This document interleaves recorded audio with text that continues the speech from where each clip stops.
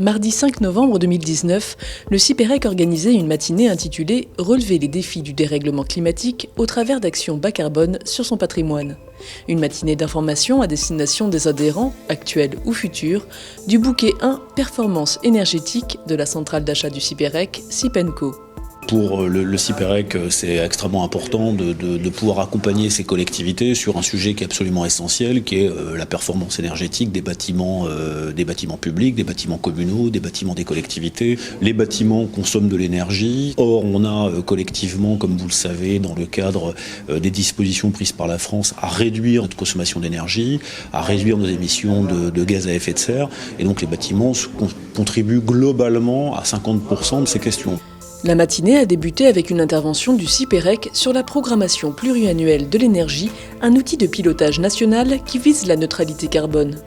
La société Alterea, ingénieriste de l'énergie, a ensuite développé la question de la démarche bas carbone avec un focus sur l'expérimentation E+C- et le label BBCA. L'expérimentation E+C- vise à anticiper la réglementation environnementale 2020, donc qui sortira normalement l'année prochaine. Et la nouveauté de cette réglementation, contrairement aux réglementations thermiques précédentes, c'est qu'elle intègre une performance carbone. Donc dès lors qu'on va vouloir se lancer dans cette expérimentation et répondre à la future réglementation, il va falloir faire des efforts sur la partie énergétique, mais également sur la partie carbone. Le deuxième label qui a été présenté, c'est un label de l'association BBCA pour bâtiments bas carbone, qui a un socle commun avec l'expérimentation E+C-, mais qui va aller travailler des thématiques supplémentaires, thématiques que sont par exemple le stockage carbone ou l'économie circulaire. L'association Ecopolis a quant à elle présenté sa démarche bâtiment durable francilien, un cadre de travail pour aider les opérateurs d'Île-de-France à développer des projets plus durables dans le domaine de la construction et la réhabilitation. Ce cadre de travail se compose de 3 dimensions. Un outil qui est la grille d'évaluation qui permet de relire un projet à l'aune de cette grille et donc de regarder tout un ensemble de possibles de pistes de travail. Deuxième axe, c'est un lieu de rencontre et d'échange de pair à pair avec les professionnels, architectes, maîtrises d'ouvrage, bureaux d'études, etc. pour échanger et apprendre des autres. Et puis la troisième dimension, c'est surtout la durée, c'est-à-dire que ce cadre de travail démarre au moment de la programmation autant que possible, sinon de la conception, et dure jusqu'à 2 années d'exploitation.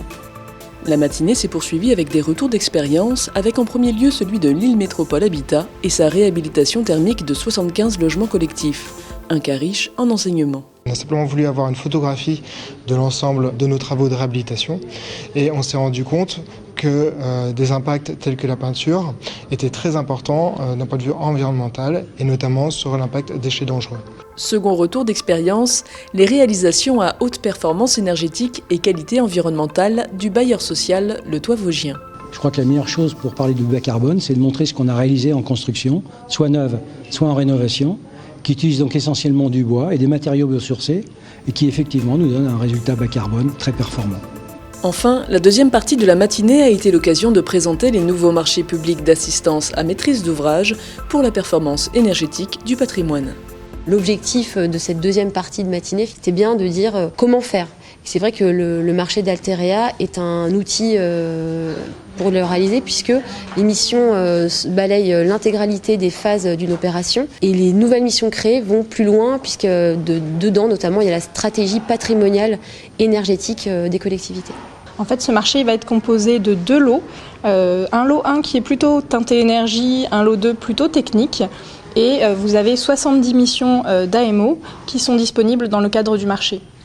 Donc ces missions, elles vont concourir à l'amélioration de la performance énergétique et environnementale de votre bâti, que ce soit au travers d'études sur votre patrimoine, au travers de mise en place de feuilles de route sur la réhabilitation de celui-ci, ou plus concrètement dans le cadre d'opérations de réhabilitation ou de construction, ou de la mise en œuvre de marchés globaux de performance.